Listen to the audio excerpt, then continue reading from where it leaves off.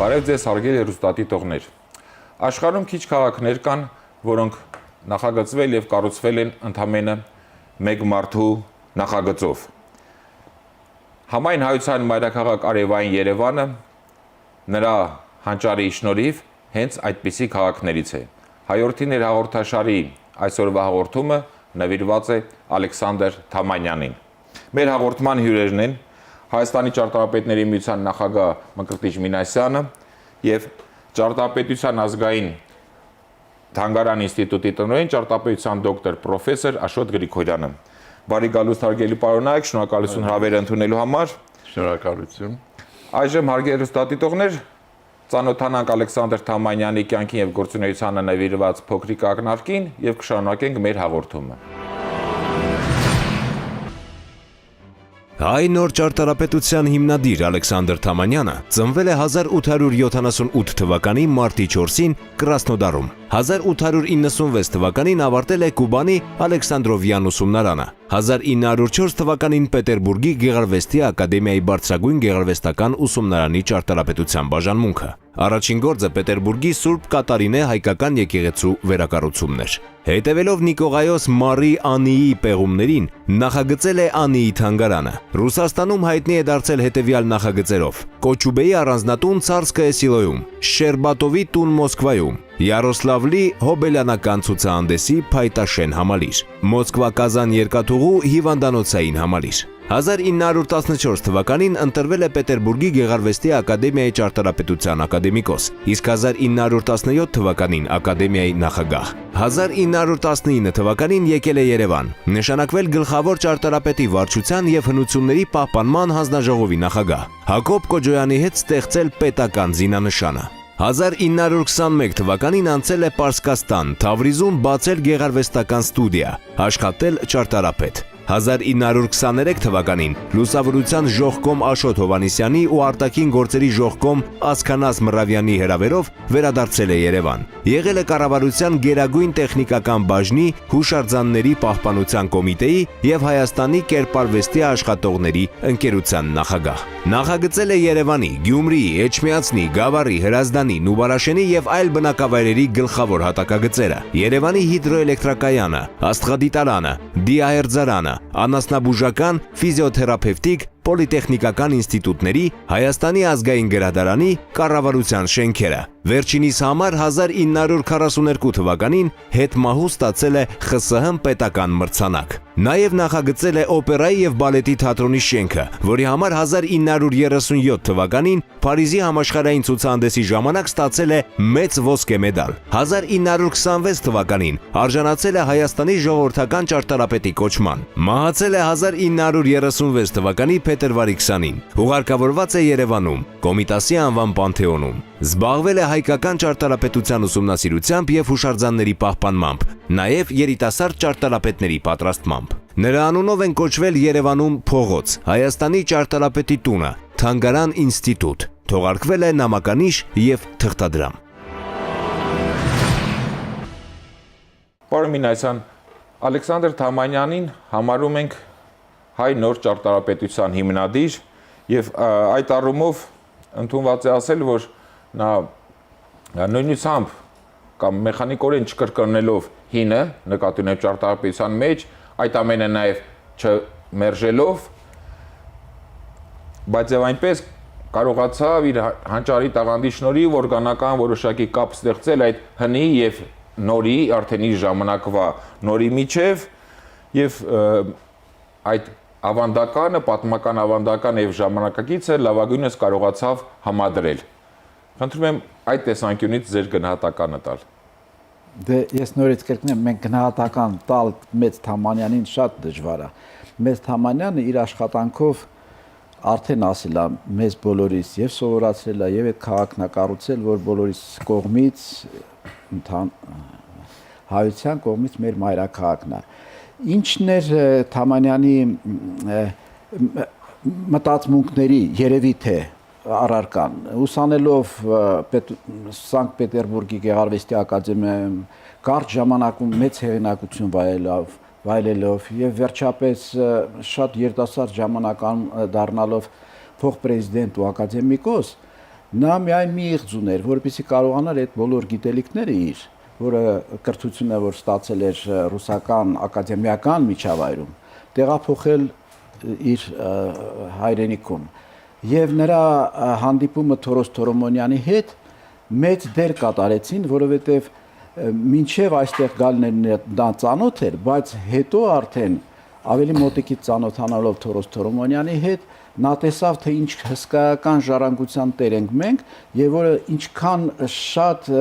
մոռացության մատնված է եւ երևի թե իր առաջին նպատակը դա է եղել, որպեսզի մարդկանց գիտակցության մեջ զարթնացներ այն միտքը, որ նրանք հսկայական ժառանգության տեր են, անգնահատելի ժառանգության տեր եւ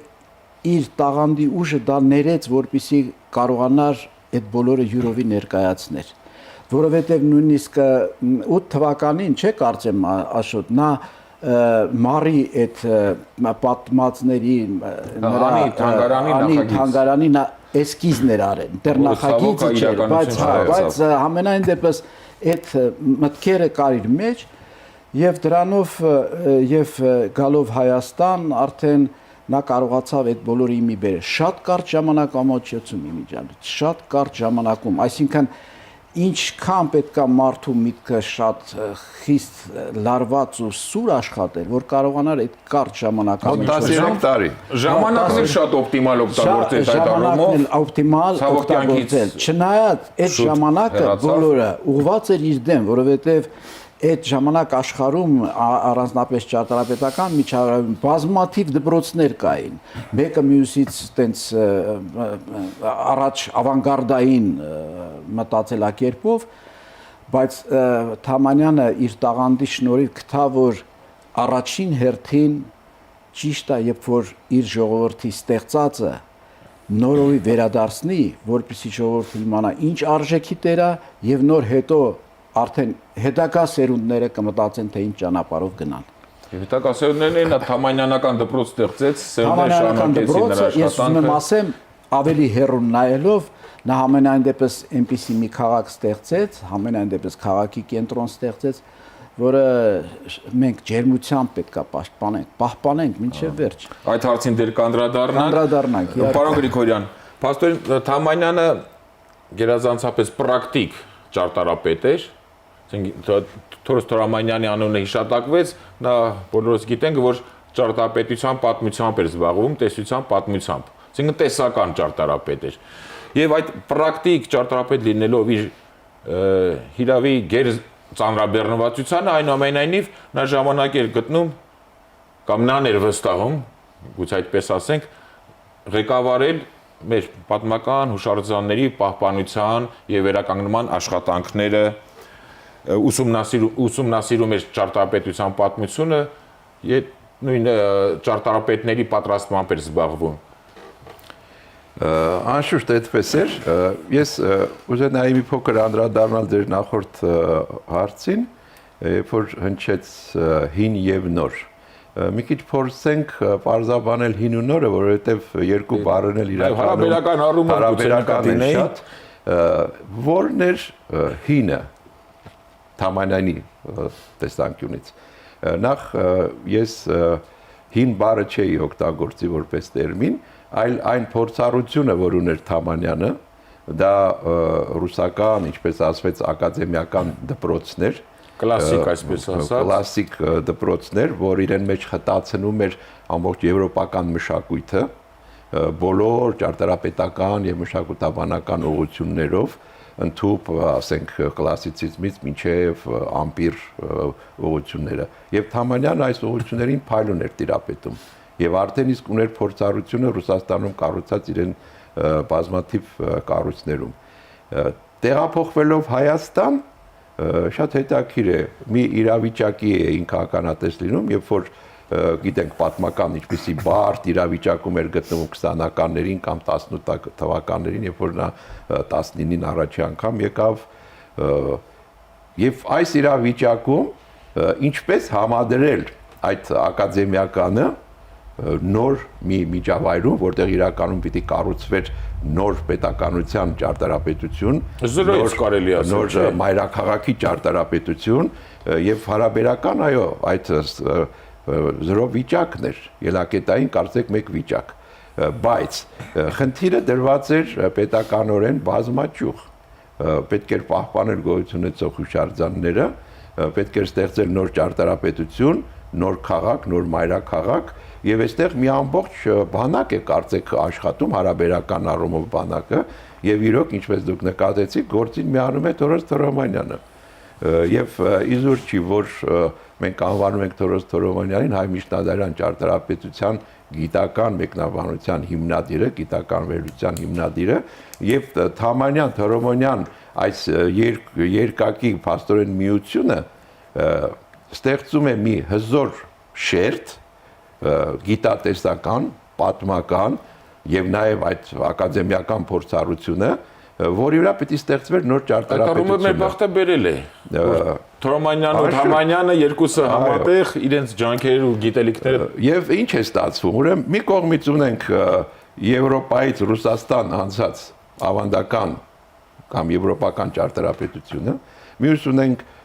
հայաստանյան կենտրոնացված Երևանի մի ճարտարապետություն, որի մեջ կար եւ Արևելյանը, եւ կար ուշ ռուսական ցարիզմի ժամանակաշրջանի ճարտարապետություն, այն ինչ որ անվանում ենք այսօր Սևշենկեր, հա, կար արևելապարսկական որոշակի ազդեցություն եւ կար արդեն Թորոմանյանի միջոցով, նաեւ Մարիա Արշավախմբի միջոցով, նաեւ չմոռանանք Նիկոլաս Բունյացյանին, որ անի չափագրությունները արեց եւ նաեւ միասին էին աշխատում Երևանում։ Այս զուգորդության հիման վրա ստեղծվում է մի շատ հետաքրքիր մոտեցում, իսկապես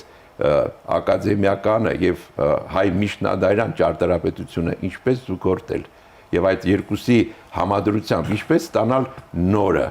եւ իհարկե մեծ դեր է խաղում Թամանյանի կողմից նաեւ հուշարձանների պահպանության խնդրին անդրադառնալը, որովհետեւ նախ պետք է հենց Երևանում պահպանել այն ինչ որ արժանի էր պահպանության, ուսումնասիրել միջնադարը եւ համադրաբար ստեղծել նորը, այն ինչ որ մենք ականատես ենք նրա գործերում։ Պարոն Մինասյան, դուք արդեն նշեցիք, ինչպես նաև պարոն Գրիգորյանը, փաստորեն Թամանյանը երկար տարիներ շարունակ ապրել եւ ստեղծագործել է Ռուսաստանում, այնտեղ հայտնի է դարձել, ակադեմիկոս եւ ակադեմիայի փոխնախագահ է եղել, սակայն այդ հայտնի դառնալուց հետո նա բարի բուն իմաստով համաժողովրդական սիրո արժանացել է հենց Հայաստանում իր ծննդավայրում, հարազատ երկրում ունեցած գործունեության շնորհիվ, ստեղծած նա թողած մնայուն արժեքավոր ճարտարապետական կառույցների շնորհիվ։ Ուրիշ կերպ չէր կարող լինել։ Այն ժամանակ, երբ որ նա առաջի անգամ եկավ, առաջի հանրապետությունը կանչեց 19 թվականին, նրա հետ միասին նաև եկան մեծ կրթյալ մարդիկ, որոնք Եվրոպայում են ուսանել եւ բոլորը եկան մասնակցելու։ Եվ հետո, երբ որ արդեն սովետական խորհրդային պետություն էր, նորից եկան մարդիկ Մյասնիկյանի խնդրանքով, ինքը նորից Թավրիզից հետ եկավ, վերադարձավ Երևան, եւ գիտեք, ամեն մեկը իր դպրոցը ստեղծեց։ Տարբեր մասնագիտությունների մարդիկ այնքան նվիրված էին, որ իրենց դպրոցը ստեղծեցին եւ այսօր էլ նույնիսկ անհնար է պատկերացնել, որ Թամանյանը գալով Երևան, որը 20000 բնակչություն հազիվ ուներ, պարսկական, թուրքական այդ մի հողե քաղաք, հանկարծ պատկերացնում անենց բան, որ մինչև հիմա էլ օպերայի դրված է այդ հրապարակի անսամբլը։ Հիմա հնարավոր չի պատկերացնել այն 20-ական թվերի Երևանը եւ համեմատել ներկայից հետ։ Հիմա շատ, որովհետեւ նա հիմնական այդ երկու ակցենտները, որ դրեց, մասշտաբը տվեց քաղաքին, դրանից հետո արդեն իհարկե իր շուրջը պետք է համախմբվեին այնպիսի մարդիկ, եւ նույնիսկ իր դեմ ոչ թե պայքարողները, միշտ էլ ճարտարապետության մեջ լինում է, որ ինչ որ մեկը մյուսի հետ համաձայն չի լինում, կոնստրուկտիվիստները, այսինքն մեր Քոչարը, մնացածները, Մազմանյանը, լինելով հակառակ այդ դպրոցին, դարձան իր համախոհները, որովհետև տեսան, թե ինչքան խորներ նա մտածում եւ ինչ արեց Հայաստանի համար, որովհետև մարդիկ դա իսկույն զգացին, որ իրանց հողից է ոնց որ ծլում այդ ճարտարապետությունը։ Նաև հերատես էր, կարծես տասնամյակներ հետո Երևանը։ Եվ դրա համար էլ անպայման ունեցավ նաև իր դպրոցը։ իր դպրոցը շատ լավ մասնագետներով։ Իմիջիայլոց երբ որ ասում ենք Թամանյանական դպրոց, որը շարունակվեց մինչև 65, մինչև այդ սերունդի եւ դրանից հաջորդող սերունդները, չէ, այնքան զգայուն են եւ տեսնում ես, որ չափազանց մեծ սեր կա դեպի այդ մասնագիտությունը եւ յուրաքանչյուր արված շենքի մեջ մեծ ջանք է դրված, մեծ սեր է դրված եւ դրա համար է որ ասենք թե երբեմն այդ շենքերին երբ որ մոտենում են եւ մի տեսակ գրեհիկ են մոտենում ձեր արդեն մարդիկ կամ նրանք ովքեր տեսել են դրանց կառուցումը կամ մենք որ փոխանցվել է մեզ այդ սերը մի քիչ շատ տխուր ես մոտենում որովհետև չի կարելի այդ ստեղծված գոհարները հանկարծակի ասել, որ նրանք արդեն պետքա քանդվեն։ Այն դեպքում, երբ որ տեսնում ես, որ աշխարհում բոլորը դրանք գնահատելի են եւ պահվում են պետության կողմից։ Դրա համար եւ Թամանյանի թողած երկրորդ մեծ երևի առաջինը իր ստեղծագործություններն են, իր ստեղծածն է ճարտարապետությունը, բայց երկրորդ մեծ թողած իր ավանդը ոնց որ ասենք այդ մասնագետների մի մեծ խումբ էր սիրահարված իրանց աշխատանքին։ Սիրահարված, բարից բուն իմաստով եւ երբ որ նվիրված, այո, եւ երբ որ արդեն շինարարական ֆակուլտետը հիմք դառնալով այսօրվա ասենք թե պոլիտեխնիկին հիմա էլ արդեն ճարտարապետաշինարարական համալսարանին եւ այնտեղ են բոլորը ավարտել միայն այդ նվիրվածությունը ունենալով Եվ նրանց մեծ մասը մեր դասախոսներ են եղել, մենք Փառք Աստծո շփվել ենք նրանց հետ եւ տեսնում ենք թե ինչ նվիրվածությամբ են դրանք եւ աշխատում եւ սիրում իրենց գործը։ Երևի թե այ Թամանյանի մեծությունն էլ այդ դրա մեջ է, որ սիրել տվեց երկրորդ անգամ, առաջի անգամ չգիտեմ ստեղծագործությունն է իրար, որ մարդիկ հավատացին, որ իրենք կարող են այդ շենքերից անել, որը տեսել են փլատակների տեսքով դարերից եկած։ Հանկարծ հավատացին, որ իրենք ուժերը վստահեցին։ Նույն ժողովուրդը վստահություն ձեռք բերեցին այդ ուժերի նկատմամբ։ Պարոն Գրիգորյան, արդեն նշվեց Երևանի մասին, փաստորեն 20-ական թվականներին Թամանյանի ժամանակ կամ երբ որ Թամանյանը սկսեր ձեռնամուխ լիներ Երևանի կառուցմանը, հիրավի Երևանը մի փոքրիկ գավառական քաղաք էր 20-30 հազար բնակչությամբ շենքերի կամ ճարտարապետության մասին առանձնակի ոչ մի բան բացառությամբ երևի մի քանի եկեղեցիների խոսելն է անիմաստ եւ այդ գավառական մի փոքրիկ քաղաքի ժամանակի ընթացքում հենց մեր Թամանյանի տաղանդի շնորհիվ վերառնեց մեր հայությանը, մեր ժողովրդի, մեր պատմությանը, մշակույթին հարիր մի իրոք մի մայրաքաղաք, համայն հայության մի մայրաքաղաք եւ այդ ամենում որպես մեր հանրապետության շարքային քաղաքացի,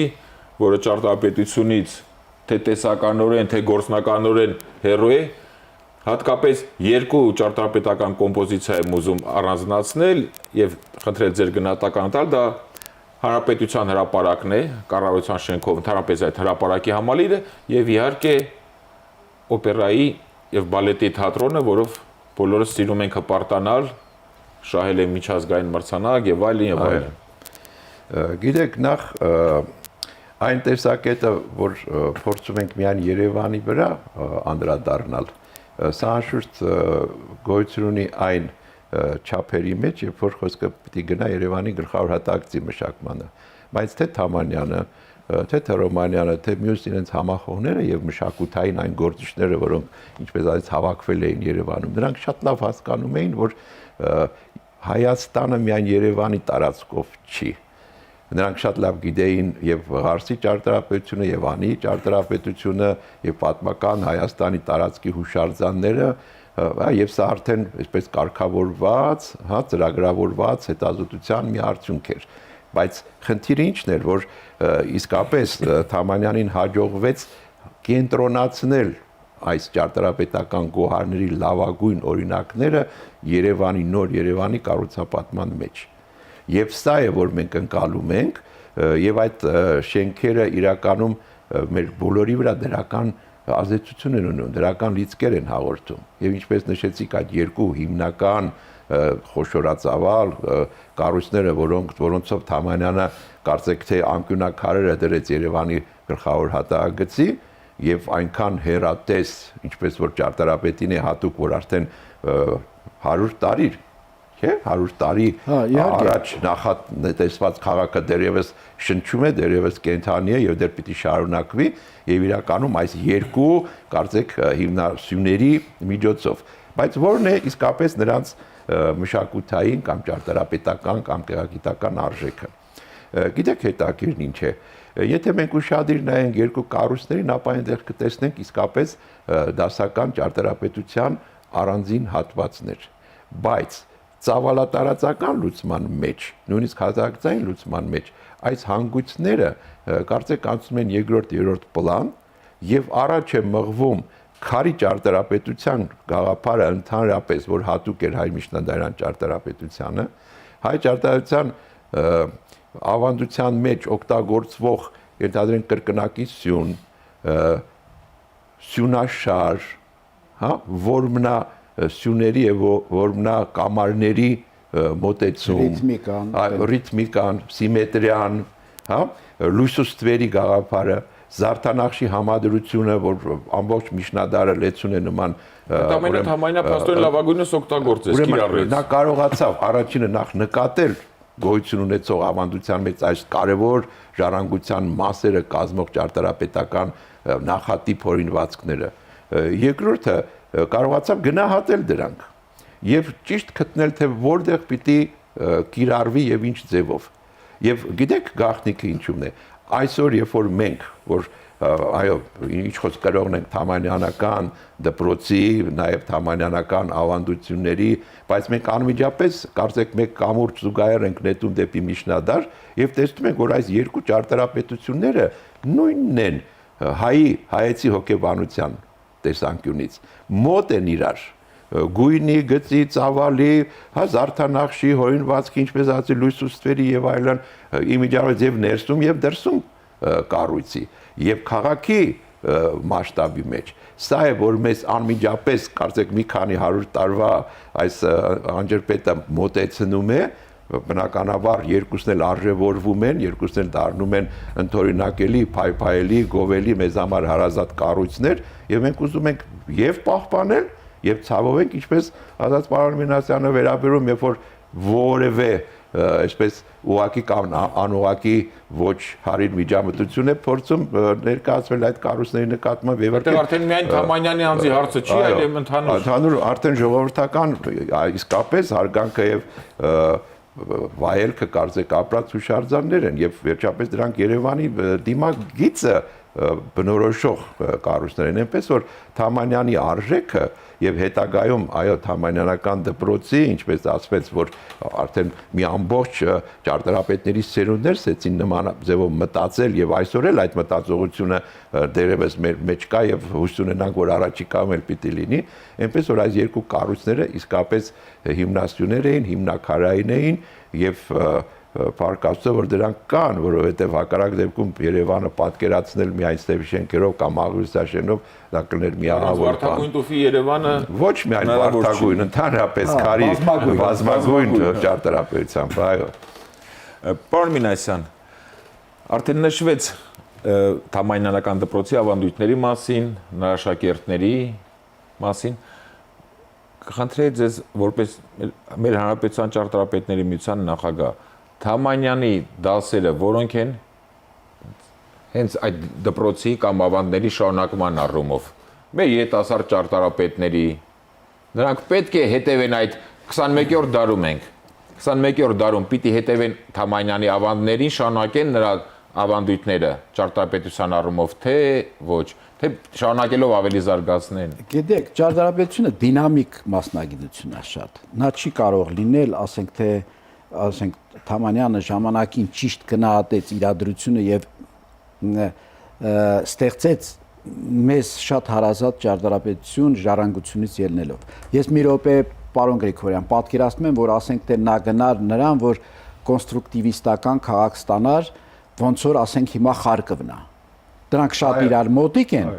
Եվ մեր համար, ես պատկերացնում եմ ինչ կլիներ, մեր համար դա բոլորովին ուրիշ օտար խորտ բան կլներ։ Հիմա ստեղծելով այդ միևնույն ժամանակ բարոյական շատ մեծ ուժ ա տվել մեր ժողովրդին, իրոք այդպես է։ Դրա համար էլ Թամանյանին ինչքան ասել մեր հանճարախ մարդկանցից մեկն է քիչ է, որովհետև մի բոլորովին ուրիշ ասպարես բացեց, որը ժողովուրդը չէր իմանում, ժողովուրդը գիտեր իր երգը, գիտեր իր բարը, գիտեր իր բանաստեղծներին, Միջնադարյան, բայց այդ արժեքավորումը, որը արդեն Եվրոպայում քիչ եվրոպական գիտնականներ բարձրացնում են եւ այստեղ էլ Թորոմոնյանն էր բարձրացնում, բայց աչքով տեսնել այն ինչ որ կատարվում էր, դա բոլորովին ուրիշ արդեն ասպարեզ էր։ Այս դեպքում Թամանյանին իզուր չի, որ մեր բոլոր կարևորագույն տեղերը Թամանյանի դպրոցն էր, ասենք թե Թամանյանի անվանա մեր ճարտարապետների միությունը, Թամանյանի անվանա տեխնիկումը եղել հենց սկզբից որպես բան եւ շինարարական տեխնիկումը, այսինքն դա դպրոցներից մեկն էր։ Եվ վերջապես մեր մոտ որ հյուր են գալիս, մեր որ արձանը դրեցինք մենք, Թամանյանի արձանը դրեցինք, բոլորը գալիս էին ու ասում էին, գիտեք ինչ, մենք ամբողջ աշխարհը ման ենք եկել եւ ճարտարապետի համար նման մեծ կոթող մենք ոչ միտեղ չենք հանդիպել, այսինքն այդ սերը ժողովուրդը արտահայտեց հենց դրանով։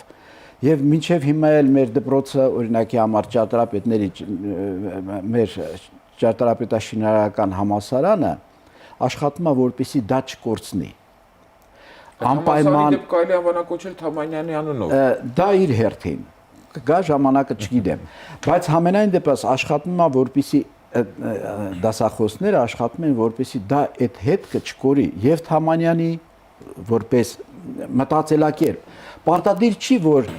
դու իր նման ստեղծագործես, մեխանիկական որևիցե մի բան անել, հիմա օրինակի համար ես ներողություն եմ խնդրում, իհարկե մի քիչ կզայրանան երևի, ասենք մեխանիկական կրկնվում են այսքան եկեղեցի ենք սարքում։ Մենք քայլ իսկ առաջ չենք գնացել, նույնիսկ մեխանիկական կրկնողության մեջ։ Դուք պատկերացրեք ինչքան մեծ է եղել Թամանյանի տաղանդը, որ այդ սա իմանալով մի այնպիսի բան է ստեղծել, որ մենք որևիցե տաճարի կամ բանի չենք ասում, ընդեղից վերցել, բերել, դրել աստեղ։ Տենց չի։ Նա խորքային է բերել այդ ամեն ինչը։ Խորքային ուզեցել է հասկացնել եւ հասկացրեց, որ մենք շատ մեծ հնարավորություններ ունենք դա անելու համար։ Եվ մեր շատ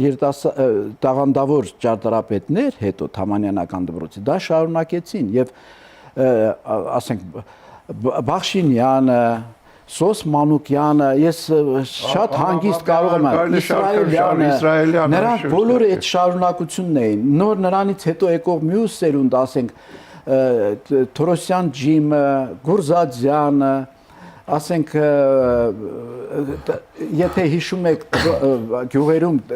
պալատներ այն անում մի քիչ ասում ենք կուլտուրայի տներ,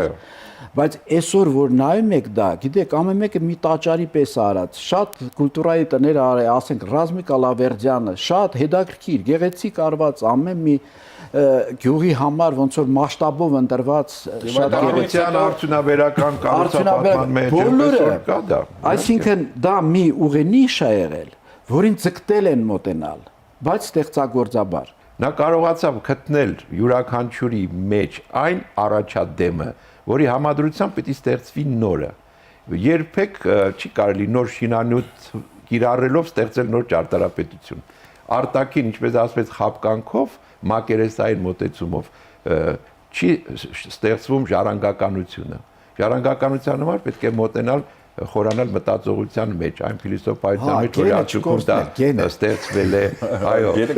եւ երբեք ճարտարապետությունը չտարանջատել մշակույթի մյուս ոլորտներից, որտեղ դա մի ընդհանուր համազգային մտածողություն է։ Սա է որ Թամանյանն արեց, եւ սա է որ նա ժառանգեց մեզ, եւ սա պիտի լինի նրա դասը, որ մենք իսկապես միշտ արմատներից